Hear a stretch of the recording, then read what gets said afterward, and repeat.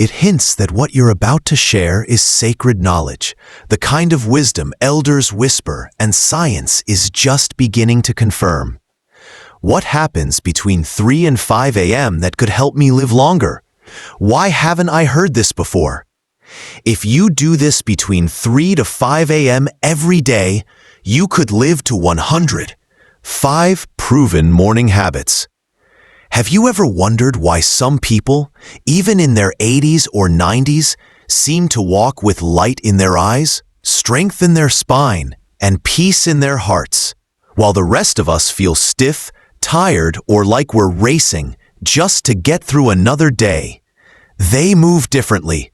They speak differently. It's as if they've tapped into some secret rhythm of life. Well, what if I told you that secret may not be found in expensive treatments or fancy supplements, but in what they do between 3 and 5 o'clock in the morning? Yes, those quiet, sacred hours before the sun rises may hold the key to not just a longer life, but a calmer, clearer, and more meaningful one. This video isn't about hacks. It's not another motivational trend. It's a gentle invitation, especially if you're over 60, to return to your body, to reclaim your mornings, and perhaps to reconnect with a part of you that got lost in the noise of the world. So stay with me. These 5 practices, done during the most healing hours of the morning, have the power to transform your health, your energy, and your spirit. Even if you only try one, I believe it will change something deep within you. And if you're still here, do me a favor. Give this video a like, and if something touches you along the way, leave a comment. Let's build something beautiful together. 1. The gateway, waking with dignity.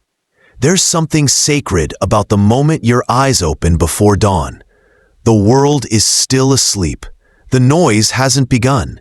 Your heart is beating. Your breath is moving.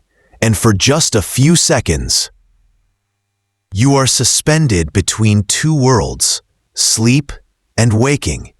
And how you meet that moment matters more than you think. Most people, especially as they get older, wake up with a jolt. Their mind starts racing. Their heart pounds. Thoughts about blood pressure, medication, breakfast, errands, doctor visits flood in. But this shock to the system is not harmless, especially after 60.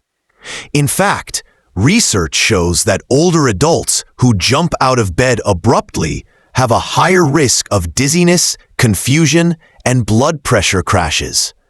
But the opposite is also true. When you wake with gentleness, you create safety. You tell your body, you're not in danger. You're allowed to soften. So I invite you, if you wake between 3 and 5 a.m., don't move right away. Place your hand over your heart. Take one deep breath. Whisper something kind to yourself. I'm here. I'm safe. I have time. These 3 minutes of stillness might be the most powerful minutes of your day. They're not lazy. They're not wasted. They're sacred. Let me tell you about Harold. He's 76. For years, he suffered from morning panic. No me helped. Until he started this one thing. Waking slowly, lying still, one hand on his chest, 3 slow breaths. 2 weeks later, his body stopped jolting awake. His mind grew quieter. Sometimes, healing isn't complicated. It's just kind. If this resonates with you, pause and type peace in the comments. Let's remind each other that it's okay to wake gently. 2. The healing cup, liquid life. You've probably heard it 100 times. Drink water in the morning. But I want you to forget that for a moment. Instead, I want you to imagine this. You're sitting quietly in the pre-dawn light. You're holding a warm cup in your hands. Steam rising. silence all around. And with each sip, it's like you're pouring calm into your body. That's not hydration, that's healing. After 6 to 8 hours of sleep, your body is dehydrated, and dehydration is dangerous, especially as we age. Your blood thickens, your kidneys strain, your brain fogs. And believe it or not, the most common time for strokes and HIA attacks? It's between 4 and 7 a.m. One simple glass of warm water, not cold, not sugary, can lower that risk dramatically. Linda, age 72, hated cold water. Her digestion was poor. Her mornings were foggy. One day, she tried sipping warm water slowly. No phone, no TV, just her cup, and the quiet. Within a week, her digestion improved. Her moods balanced. She said it felt like she was treating herself with respect again. You can add a squeeze of lemon, or a few soaked chia seeds, or a pinch of sea salt, but even plain warm water is enough. It's not just what you drink, it's how you drink it. Slowly, mindfully, lovingly. If you're willing to try this tomorrow morning, type elixir in the comments. Let's build this habit together. And if this video is helping you so far, don't forget to subscribe. It tells YouTube this content matters and helps us keep making more for you. 3. The body's whisper. Movement with meaning. Our bodies age quietly, not overnight, one joint at a time, muscle at a time. And before we know it, putting on socks feels like a chore. But what if every morning you gave your body a chance to whisper before it screams? I'm not talking about exercise. I'm talking about soft, gentle movement. Maybe seated stretches. Maybe shoulder rolls. Maybe simply raising your arms overhead and breathing. Between 3 and 5 a.m., your muscles are cool. Your joints are stiff. Your balance is fragile. But this is the perfect time to wake them gently. Stretching improves circulation, reduces arthritis pain, and even lifts your mood. John, a retired firefighter, used to grip the wall just to get out of bed. His daughter taught him a 5-minute routine. Now, at 78, he shaves without shaking, walks without fear, and feels like he's part of his body again. Stretching isn't just about flexibility. It's about self-respect. It's your way of saying, I'm still here, and I still care. So tomorrow, instead of checking your phone, roll your shoulders, flex your toes, turn your head gently side to side. And if you want a simple routine, type flow below. I'll share one that's safe and soothing. 4. The inner fire. Breath, intention, and mind's awakening. Before the sun rises, before the world demands anything from you, there is a rare moment, a window to meet yourself, to light your inner fire before anyone else dims it. Between 3 and 5 a.m., your mind is most impressionable. Your brain is between theta and alpha states, the space between dreaming and wakefulness. This is when you plant seeds that grow all day. Start with your breath. Just sit quietly and inhale slowly. 4 seconds in, 4 seconds out. Do this for 2 minutes. This calms your nervous system, clear instinctively, not because they read it somewhere, but because it's how they listen to their bodies. After that, take a notebook. It doesn't have to be fancy. Write down 3 things. 1. What am I grateful for? 2. What do I want today to feel like? 3. What one small thing can I do to honor my body? That's it. 3 lines.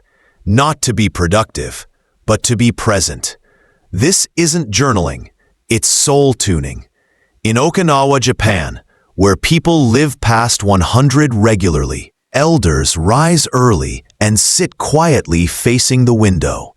Some speak prayers, some just watch the light change, but all of them begin their day inward before stepping outward. You can too. If you're still watching, you're not here by accident. Something inside you is ready for this. Comment "Awaken" below if you'll try breath and reflection for 5 minutes tomorrow. And if you're new here, consider subscribing. This channel isn't about noise, it's about peace. And peace shared is peace multiplied. 5. The soul's fuel, nourishment for longevity. Finally, the body needs fuel, but not just calories. It needs clean, calm energy. What you eat between 3 and 5 a.m., or right after that sacred window, sets the tone for your blood sugar, brain function, and inflammation for the rest of the day. But it's not complicated. In Sardinia, Italy, one of the world's 5 blue zones where people regularly live past 100, elders wake early and sip herbal teas with rosemary, sage, or fennel. They eat soaked almonds, sometimes a slice of sourdough with olive oil, light, nourishing, anti-inflammatory, and full of intention. If you've ever woken with nausea, shakiness, or dread, it might not be anxiety, it might be blood sugar. A spoon of olive oil, a handful of walnuts, or a warm herbal tea can ease that. It tells your body, you are safe, you are nourished. But again, it's not just what you eat, it's how you prepare it. Can you make this moment beautiful? Can you sit, not scroll? Can you eat slowly, not mindlessly? Imagine this, you in the early quiet, a candle lit, a cup of tea in hand. You've stretched, you've breathed, you've written, and now you nourish yourself with grace. You become your own caretaker. You age into your wisdom. If you're ready to create this kind of ritual, write "nourish" in the comments. Let's help each other age with grace. The dawn practice, becoming the elder who leads themselves. My friend, what you've just heard is more than a routine. It's a practice of becoming, slowly, softly, the version of yourself you were always meant to be. Let me remind you of them. 1. Wake with dignity. Your first breath of the day sets your tone. 2. Drink the healing cup. Hydration is peace. 3. Move with meaning. Stretch not for vanity, but vitality. 4. Breathe, reflect, intend. Guide your day before it guides you. 5. Nourish the soul. Eat like your life depends on it. Because it does. And you don't need to be perfect. Just begin. Try 1 tomorrow, then 2, then 3. By the end of the week, something inside you will begin to shift. Here's your 7-day challenge. Each day, wake between 3 and 5 a.m. and do just one of these habits. That's it. Then share your experience in the comments. I'll be reading them. So will others. Let's make this more than a video. Let's make it a community. Because growing old is not a failure. It's a privilege. And you deserve to grow old with strength, with softness, and with soul. If this touched you, please like this video. It helps others find it. Subscribe if you want more. We share wisdom for the second half of life here. For the men and women who still want to become. And if you think someone you love needs to hear this, share it with them. We're not just waking up early. We're waking up to ourselves. And that, my friend, is the beginning of everything.